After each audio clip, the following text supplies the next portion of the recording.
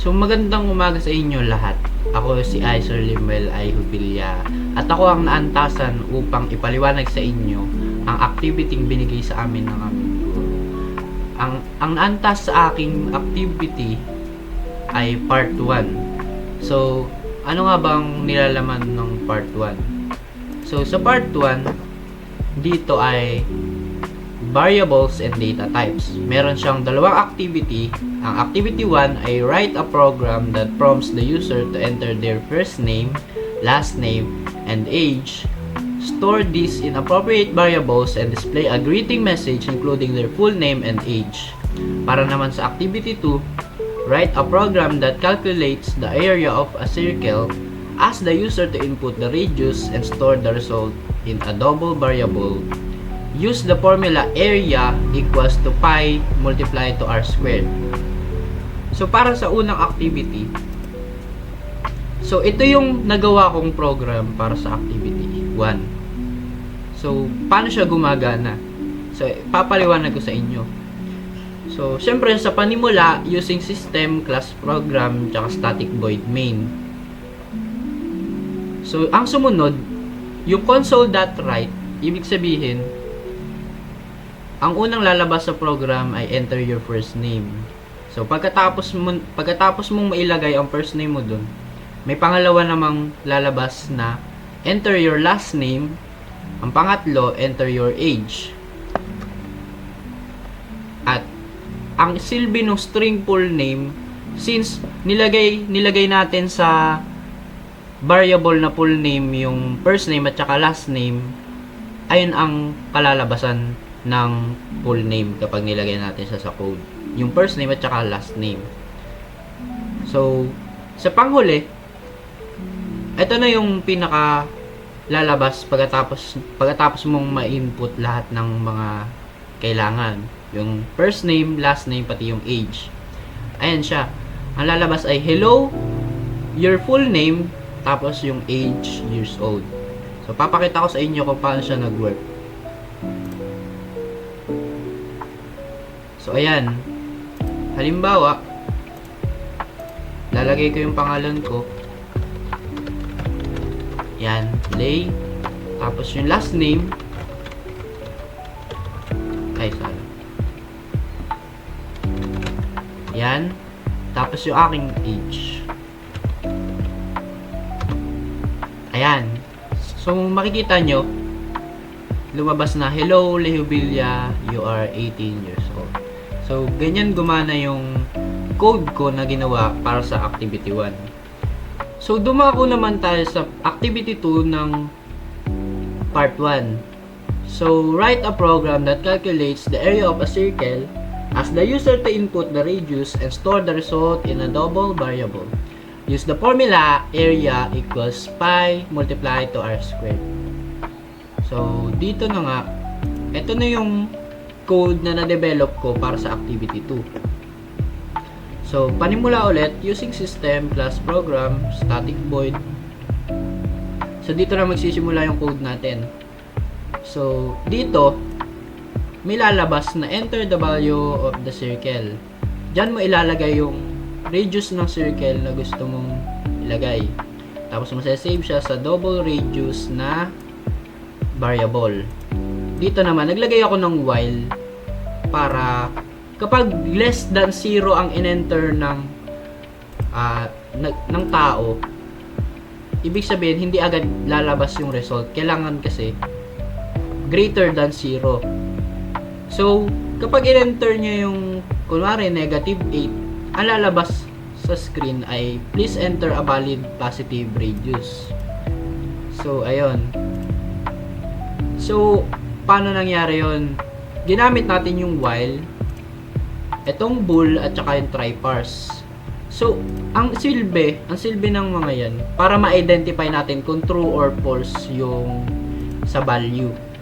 Para kapag lumabas nga na katulad nito, karagdagan nating nilagay na code, na ibig sabihin, kapag mas mababa sa 0 ang in-enter ng tao, ito ang lalabas. Pero kapag greater naman, diretso na tayo dito. Dito. Yan. So, diretso na tayo dito sa baba. So, dito nakalagay sa variable natin na double area ang formula para sa area. So, ito na nga. So, yung math.pi, ano ba yung pi? Yung 3.14. Yan, 3.14. Yung mahaba na yan. Multiplied to math.pow. Ano yung pow? Ayan yung power. Raise to the specified power. Kasi nga, sabi sa activity, di ba, na pi multiplied to r squared. So, ito na yon, radius, tapos yung 2. Kasi nga, squared. So, pagkatapos nun, lalabas na yung mismong result. The area of the circle with radius is area at F2. So, ano yung silbi ng F2 dyan? So, papakita natin muna kung paano nag-work yung code. So, ayan. Diba? Nag-enter tayo ng 8. Lumabas agad yung result niya. So, paano naman kung negative less than 0 yung nilagay natin? So, yan. Try muna natin. Yan. Makikita nyo, ang lumabas, please enter a valid positive radius. Ayun yung silbi ng code na to. Kasi hindi niya makakalculate yung gusto mong mahanap kapag less than 0 yung nilagay mong given. So, dito naman, yung F2 nga, ano bang silbi niya? So, katulad nung kanina. Ayan, 201.06. Anong naging silbi nung F2? Ang silbi nung F2 ay para paikliin yung decimal points. So, halimbawa, ayan, 200.06. Kaya 06 lang kasi F2 lang yung nilagay natin. Paano kung F4?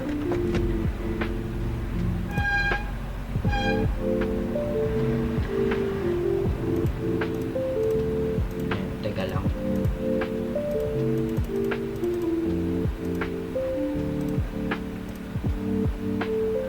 Ayan.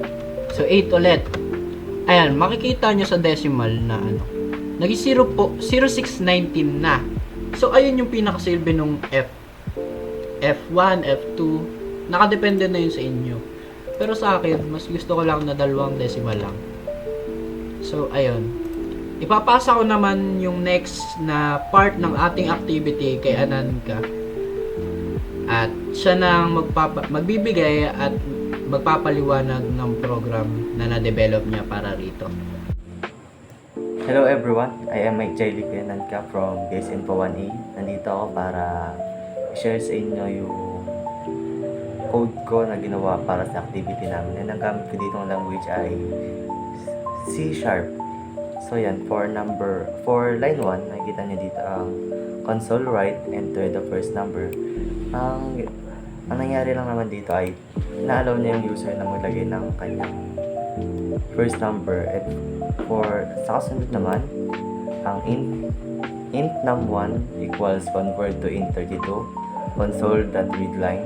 Ang nangyayari lang dito ay yung convert to int32 ay kino-convert niya yung string into integer, and yung integer naman ay may store dito sa int num1 natin. And for line 2, ganun lang din, same as lang line 1. Na naman mababago doon. Ganun lang din. And dito naman naglagay tayo ng ating for operation kaya nung sabi dun sa instruction, which is yung addition, subtraction, multiplication, and division. And for example is int addition equals num1 plus num2. Ngayon lang dito pag-a-add niya lang naman yung first number natin and yung second number natin na nilagay. So yun. Same, dire-diretso na yan. Diyan na naman yung for operation. And for dito naman, makikita dito, naglagay ako ng yung result nung 4 na operation na nilagay natin dito, which is yung console. Makikita dito, console, write line, num1 plus num2 equals addition. And pinagkaiba lang naman nila yung mga operation nila. And then, yun lang. So, yan, testing natin. First number natin is 100. Then second number natin is 250. So yan. Ito na yung result ng ating addition, subtraction, multiplication, and division. So yan. Thank you.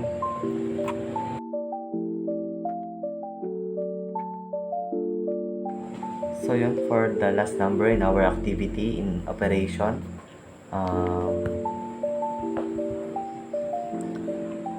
Write a program that checks if a number is even or odd using modulus operator as the user for input and display the result. So yun, dito meron akong console, write, enter a number. Dito naman, pinoprompt na lang naman yung user na maglagay ng kanyang number. And for second line, int num convert to int32 console.readline. So dito, yung readline, console.readline, na-capture niya yung user as a string, and dito naman ay sa convert to int32, na-convert niya lang yung string into integer which is stored in our int num. And yung code ko ay may modulus gaya sa instruction. Ang modulus ay nagde-determine kung even ba or odd yung number na nilagay ng user. And dito meron tayong if and else.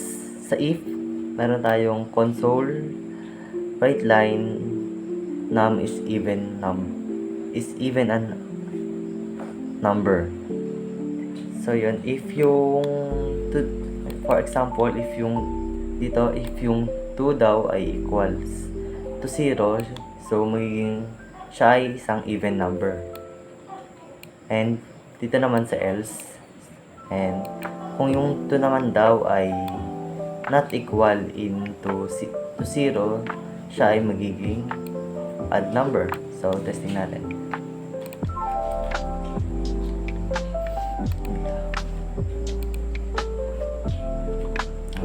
Rep, muna, even number 10.